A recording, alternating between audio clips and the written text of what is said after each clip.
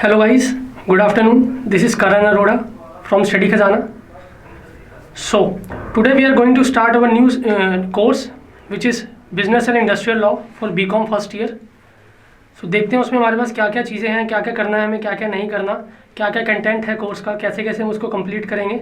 चलिए मैं chapter subject का सबसे पहले नाम लिखता हूँ,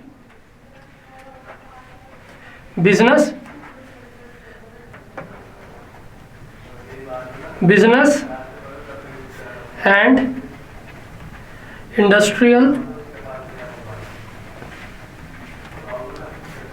लॉ. लॉ बोले तो कानून. किसके ऊपर? जो बिजनेस से रिलेटेड कानून है और जो इंडस्ट्री से रिलेटेड कानून है वो हमें हमारे बीकॉम फर्स्ट ईयर में पढ़ना है. बहुत इजी है, बहुत इंटरेस्टिंग है लॉ. साथ साथ पढ़ेंगे, लाइव एग्जांपल्स को लिया जाएगा. मैं लाइव एग्जांपल्स आपके साथ शेयर करूंगा जिससे कि आप लोगों को लॉ और बहुत इंटरेस्टिंग लगेगी, जिससे कि समझने में कोई इशू नहीं आएगा. ठीक है, तो सबसे पहले मैं आप लोगों को बताता हूँ कि इस कोर्स में हमें पढ़ना क्या क्या है, कैसे हमारी स्ट्रैटेजी क्या रहेगी, हम लोग कैसे आगे प्रोसीड करेंगे. सबसे पहले इसमें जो कंटेंट है, कोर्स का जो कंटेंट है, पहले मैं आपको आपके साथ वो शेयर करता हूँ. ठीक है, तो जो हमारा कंटेंट है उसमें सबसे पहले जो आता आएगा आपका वो है एक फर्स्ट चैप्टर, जो हम कोई भी कर सकते हैं पहले, कोई ऐसी दिक्कत नहीं है. तो जो फर्स्ट है वो है हमारा द इंडियन कॉन्ट्रैक्ट एक्ट. ये आपका 1872, ठीक है ना. इंडियन कॉन्ट्रैक्ट एक्ट, इंडियन एक चैप्टर हमारा इसमें इंडियन कॉन्ट्रैक्ट एक्ट 1872. इसकी सबसे ज़्यादा वेटेज होती है एग्जाम में बीकॉम के. ठीक है, इसके बाद हमारा है the sales of goods act 1930. इसके बाद हमारा इंडियन पार्टनरशिप एक्ट 1932. ये जिस साल में ये एक्ट बने थे, जिस ईयर में एक्ट बने थे वो इसका ईयर है. ये 1872 में बना था, 1930 में बना था, 1932 में बना था. इंडियन पार्टनरशिप एक्ट आपने थोड़ा सा आपने प्रैक्टिकल थ्योरी करी होगी इसकी अपनी 12th क्लास में, जब आपने किया होगा पार्टनरशिप अकाउंट्स. अगर आप लोगों ने करी होगी प्रैक्टिकल थ्योरी उसमें, अगर आप लोगों के टीचर ने कराई होगी तो आप लोगों ने अगर करी होगी तो उसमें हम देखेंगे कि बहुत थोड़ा सा पोर्शन उससे रिलेटेड है. तो उसको भी मैं दोबारा कराऊंगा, ऐसा नहीं है कि मैं नहीं कराऊंगा, मैं उसको दोबारा ज़रूर कराऊंगा. हम एकदम जीरो से लेके चलेंगे कि हमें ऐसा कुछ आता ही नहीं है. ठीक है, इसके बाद जो है हमारे पास नेक्स्ट आएगा हमारा एक दी नेगोशिएबल इंस्ट्रूमेंट एक्ट 1881.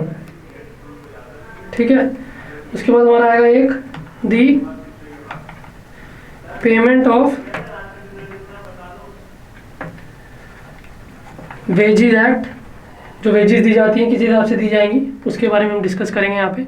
ठीक है, ये हुए हमारे 5 हुए. एक है हमारा यहाँ पे payment of bonus act, the payment of bonus act which is 1965. ठीक है, उसके बाद हमारा है पेमेंट ऑफ ग्रेच्युटी एक्ट.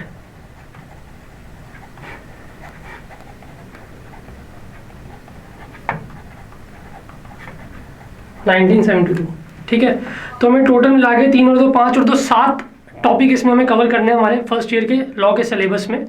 ठीक है, तो देखिए जो लॉ है ना है टेक्निकल, बट अगर उसको समझ के करा जाए ना तो वो बहुत इजी हो जाती है टेक्निकल, बट अगर हम उसको वही चीज़ समझ के करें तो वो बहुत इजी हो जाती है.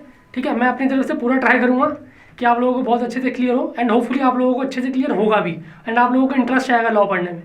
ठीक है, तो सबसे पहले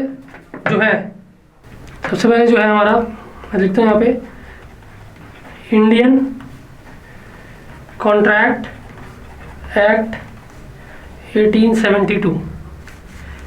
इंडियन कॉन्ट्रैक्ट एक्ट हमारा 1872. ठीक है जी, हम इसको आज शुरू करेंगे. इंडियन कॉन्ट्रैक्ट एक्ट ये बेसिकली होता क्या है, मैं आपको एक ओवरव्यू दूँ कि कोई भी पार्टीज जब आपस में कॉन्ट्रैक्ट करती हैं तो उससे रिलेटेड क्या क्या लॉ बने हैं, उससे रिलेटेड क्या क्या कानून है, वो हम यहाँ पे डिस्कस करेंगे। अगर मैं आपके साथ कोई कॉन्ट्रैक्ट करता हूँ, कोई एग्रीमेंट करता हूँ, उससे रिलेटेड क्या मेरी टर्म्स रहेंगी, क्या कंडीशंस रहेंगी, वो हम कहाँ पे डिस्कस करेंगे, वो हम डिस्कस करेंगे यहाँ पे इंडियन कॉन्ट्रैक्ट एक्ट 1872 में। ठीक है, हिंदुस्तान का कॉन्ट्रैक्ट एक्ट 1872 में जितने भी कॉन्ट्रैक्ट बनते हैं सब इसी के अकॉर्डिंग बनते हैं। ठीक है, मैं आपको इससे पहले मैं स्टार्ट करूँ इंडियन कॉन्ट्रैक्ट एक्ट, एक बार मैं आप लोगों को इनका थोड़ा थोड़ा हल्का हल्का सा ओवरव्यू दे देता हूँ। पार्टनरशिप मैंने आप लोगों को बता दिया, हमने किया, पार्टनरशिप से रिलेटेड एक्ट है ये। Sales of goods act, goods से रिलेटेड एक्ट है ये हमारा। नेगोशिएबल इंस्ट्रूमेंट एक्ट आपने करा होगा, BRBP 11th-12th में BRBP किया होगा आपने, तो ये उससे रिलेटेड एक्ट है। ठीक है, क्योंकि वो नेगोशिएबल इंस्ट्रूमेंट होते हैं, नेगोशिएबल इंस्ट्रूमेंट होते हैं, तो हम लोग इसको डिस्कस करेंगे। पेमेंट ऑफ वेजेस, वेजेस की जो पेमेंट होती है इसको डिस्कस करेंगे। बोनस से रिलेटेड हमारा एक्ट है, जो एम्प्लॉइज़ को बोनस दिया जाता है उसको डिस्कस करेंगे। और जो ग्रेचुटी दी जाती है एम्प्लॉइज़ को, अगर वो 5 ईयर्स तक, मिनिमम 5 ईयर्स तक आपकी कंपनी में रुक जाते हैं तो ऐसी रिक्वायरमेंट है लॉ की कि आपको ग्रेचुटी देनी पड़ेगी अपने एम्प्लॉइज़ को, तो वो भी हम डिस्कस करेंगे। ठीक है,